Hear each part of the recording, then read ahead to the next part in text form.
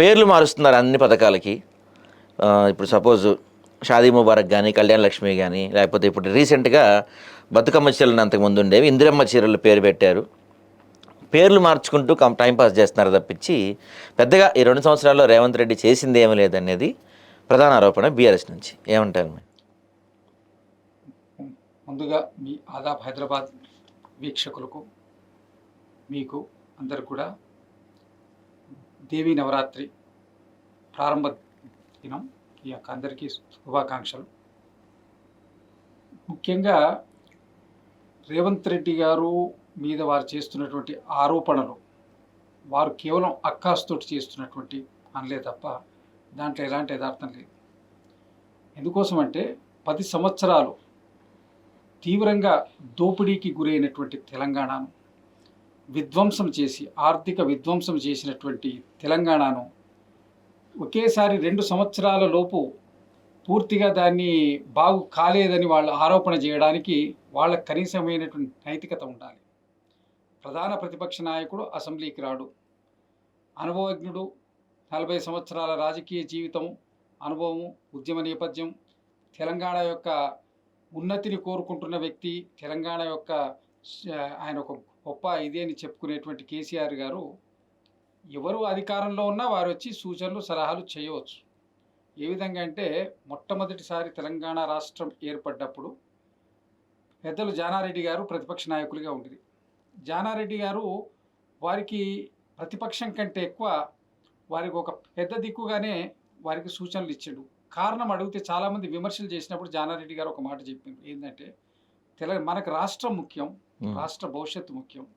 ప్రతిపక్షంగా వాళ్ళు చేసే ప్రతి పని తప్పు పట్టేదానికంటే కొంత సమయం వాళ్ళకి ఇచ్చి వాళ్ళు ఏ విధంగా చేస్తున్నారు, వాళ్ళు చేసే దాంట్లో తప్పులు ఉంటే మనం చెప్పుకుంటూ వెళ్ళి తర్వాత మనం వాళ్ళు పూర్తిగా వినని పరిస్థితి ఉన్నప్పుడు మనం వాళ్ళ విమర్శలు చేయడం, ఉద్యమాలు చేయడం చేయాలి. కానీ కేవలం మనం ప్రతిపక్షం అంటే నిర్మాణాత్మక ప్రతిపక్షంగా ఉండాలి అన్న ఉద్దేశంతో మొదటి 5 సంవత్సరాలు కేసీఆర్ గారి యొక్క పాలన విజయవంతం అయ్యిందంటే పూర్తి కాంగ్రెస్ పార్టీ యొక్క సహకారం. ఓకే, వారు అధికారాన్ని వారు తీసుకొని కేవలం అధికారంలో ఉండడం కోసం చేసే ప్రయత్నాలే చేశారు. కానీ రాష్ట్ర అభివృద్ధిని, రాష్ట్రం యొక్క భవిష్యత్తు గురించి వారు ఏమాత్రం కూడా సరి అయినటువంటి శ్రద్ధ పెట్టలేదు. పూర్తి స్థాయిలో నిర్మాణాత్మకమైనటువంటి కార్యక్రమాలు చేసేటప్పుడు అందరి సలహాలు సూచనలు తీసుకోవడం, ఎక్స్పర్ట్స్ యొక్క ఒపీనియన్స్ తీసుకోవడంలో వాళ్ళు పూర్తిగా నెగ్లెక్ట్ చేసినారు. దాని నిలువెత్తు నిదర్శనం కాళేశ్వరం.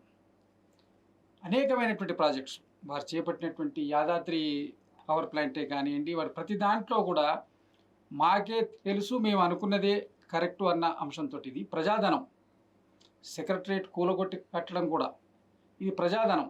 మనము వచ్చే ఎవ్వరం అధికారంలో కస్టోడియన్స్ అక్కడ మనం, అంతే తప్ప మన ఇష్టారాజ్యం చేయడానికి కాదు.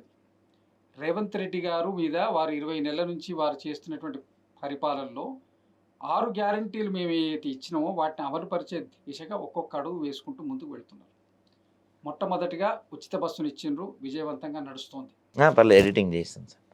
సో వీళ్ళు ఇందాక మీరు చెప్పిన దాంట్లో మొదటగా మనం ఒక్కొక్క పాయింట్ గురించి మాట్లాడుకుంటూ వస్తే, మీరు చెప్పినట్టు ఫస్ట్ మీరు చెప్తుంది ఫ్రీ బస్ గురించి.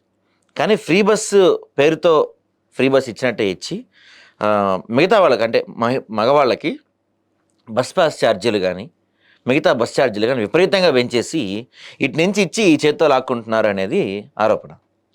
ఇప్పుడు సంక్షేమ కార్యక్రమాలు ఏవి కూడా ఎక్కువ చేసినప్పుడు ఎంతో కొంత ఇంకొక వైపు పరువు పడడం సహజం. ఎంతో కొంత దాన్ని సాధ్యమైనంత వరకు తగ్గించి ప్రజల మీద ఎక్కువ బరువు లేకుండా తీసుకెళ్లే ప్రయత్నం చేస్తున్నాం. ఒకటి. రెండవది 200 యూనిట్ల ఉచిత కరెంటు, అది 100% అందరికీ అందుతుంది. 500 రూపాయల సిలిండర్ పూర్తి స్థాయిలో అమలు జరుగుతుంది. ఇంకొంచెం ఏమైనా లోటుపాట్లు అంటే వాళ్ళు అనుసంధానం చేసుకున్నట్లు ఏమైనా లేట్ అవుతుంది తప్ప పూర్తి స్థాయిలో అది కూడా అమలు జరుగుతుంది. అదేవిధంగా రైతు భరోసా 15,000 చెప్పినా ఉన్నటువంటి ఆర్థిక పరిస్థితులకు అనుగుణంగా 12,000 చేసి ప్రారంభించిండ్రు, వేసిండ్రు, రన్ అవుతుంది. రుణమాఫీ సాహసోపేతమైనటువంటి చర్య. 22,000 కోట్ల రూపాయల రుణమాఫీని చాలా చాలా పట్టుదలతోటి రేవంత్ రెడ్డి గారి యొక్క ప్రభుత్వం అమలు చేసింది. పూర్తి స్థాయిలో అందలేదు అంటే దానికి 2 లక్షల రూపాయలు దేశంలో ఎక్కడ కూడా ఇచ్చినటువంటి తార్కాణం లేదు ఇప్పటివరకు. అది ఎట్ ఏ టైం ఒక స్టిపులేటెడ్ పీరియడ్లో 6 మంత్స్లో అమలు జరిగింది. తర్వాత ఇప్పుడు మీకు ఉన్నటువంటి దాంట్లో మిగిలిన కొన్ని హామీలు ఉన్నాయి. వాటిని కూడా స్టెప్ బై స్టెప్ కాలానుగుణంగా వాటిని కూడా పూర్తి చేస్తుంది ప్రభుత్వం. వనరులు సమకూర్చుకునే ప్రయత్నంలో ఉంది. దీనితో పాటు వీళ్ళు చేస్తున్నటువంటి తప్పుడు ప్రచారం వల్ల బీఆర్ఎస్ పార్టీ నిర్మాణాత్మక ప్రతిపక్షంగా కాకుండా విధ్వంసకర ప్రతిపక్షంగా తయారైంది. ఈ విధ్వంసకర ప్రతిపక్షంగా తయారైనటువంటి TRS party and Bharatiya Janata Party వారికి నిప్పుకు గాలి తోడైనట్టు వారు కూడా చేసి పూర్తి స్థాయిలో రాష్ట్రాన్ని ఇబ్బంది పెట్టడానికి ప్రయత్నం చేస్తున్నారు. రాష్ట్రం సర్వతోముఖాభివృద్ధి చెందడానికి ప్రతిపక్షాలు ప్రధాన పాత్ర పోషించాలి తప్ప కేవలం విధ్వంసం చేయడానికి, రాష్ట్రం యొక్క దీని పరువును తీయడానికి, రాష్ట్రం ఫెయిల్ అయిపోయింది, ప్రభుత్వం ఫెయిల్ అయిందని గ్లోబల్ ప్రచారం చేసుకుంటూ